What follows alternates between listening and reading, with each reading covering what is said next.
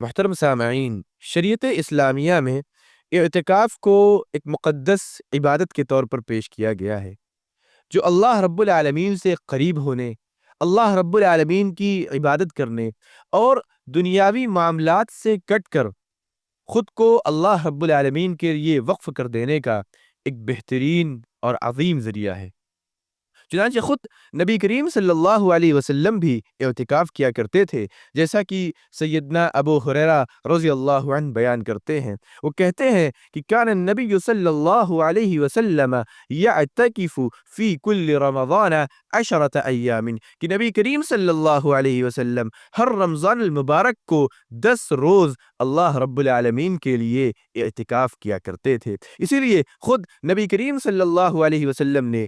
اعتکاف کرنے والوں کی فضیلت کے حوالے سے بیان کیا ہے، اعتکاف کرنے والوں کے مقام اور مرتبے کو بیان کرتے ہوئے نبی کریم صلی اللہ علیہ وسلم نے فرمایا کہ من اعتکف فی سبیل اللہ جعل اللہ لہ الجنت خیمۃ من در، کہ جو انسان خالص اللہ رب العالمین کے لیے، اللہ رب العالمین کو راضی کرنے کے لیے مسجد کے ایک گوشے میں، مسجد کے ایک کنارے میں دنیا و ما فیہا سے کٹ جاتا ہے، دنیا و ما فیہا سے الگ ہو جاتا ہے، اور اللہ رب العالمین کو راضی کرنے کے لیے مسجد کے ایک گوشے میں، مسجد کے ایک کنارے پر معتکف ہو جاتا ہے، تو ایسے انسان کے لیے جعل اللہ لہ الجنت خیمۃ من در، ایسے انسان کے لیے اللہ رب العالمین جنت میں موتیوں کا ایک خیمہ بناتا ہے۔